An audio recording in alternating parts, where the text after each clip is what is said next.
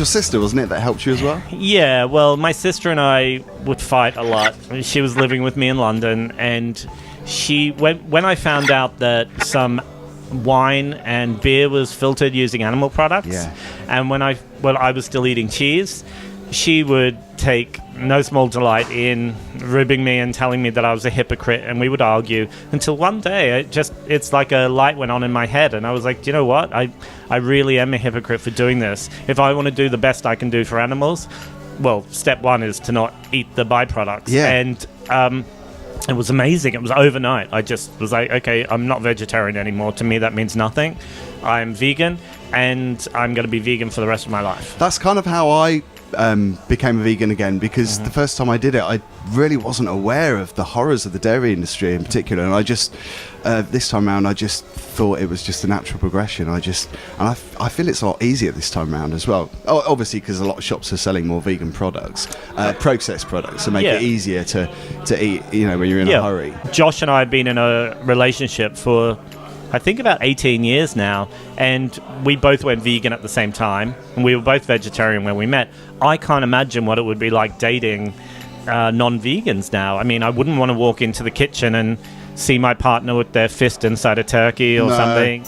Companies are only giving us more vegan products because of decades of activists working, raising awareness, and pushing hard. Yeah, well, what's good about having the name Fat Gay Vegan is it's kind of a signpost at the door which says, if you're queerphobic or if you're against fat people or you think vegans are idiots, don't come inside. I mean, there's no arguing with the name once you get in there. Like, you know what you're getting. It's on the label. So mostly the people who read my blog are friendly and nice and respectful. We don't all agree on everything. I often say things that some of my readers don't like, but it's no one really accuses me of pushing the gay agenda, or I mean, it's a vegan blog, so yes, I'm pushing the vegan agenda. But people are pretty open to hearing my point of view, and I think through my events and through my blog and through my Facebook page and other social media platforms, I think I've crafted a safe space for lots of different people. I mean, I run an event, I just did on the weekend, called Queer Vegan Disco, and it is probably the most diverse crowd I've ever been in London, and it's amazing. It's 100% vegan location, bar, nightclub. And that's not easy to do with a diverse crowd. No. You normally kind of directly attract like a niche crowd. Yeah.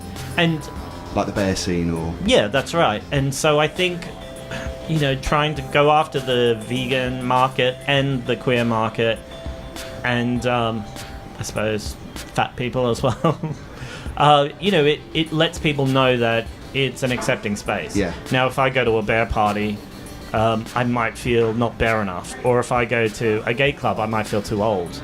Or if I go to other clubs or bars where they're serving animal products, I might feel othered that way.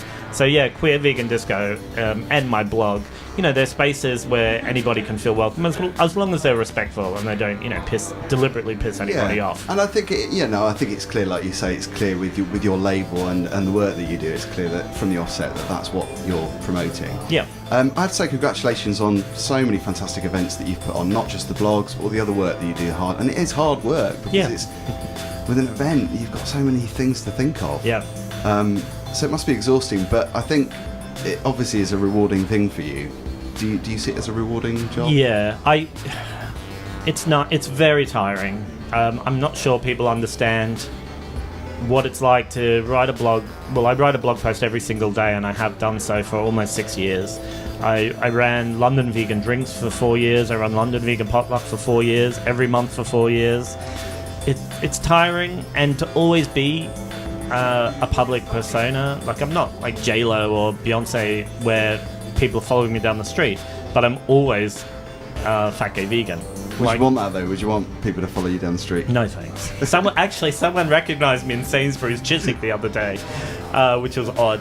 But the only pleasure I really get out of that is when people say to me, aren't you and I just pretend I don't know what they're talking about, and I make them say the words "fat gay vegan" because that's part of that's why one of my only pleasures in life is hearing those words said out in public, in the middle of the fruit and veg aisle in Sainsbury's, hearing someone say "fat gay vegan." It's amazing.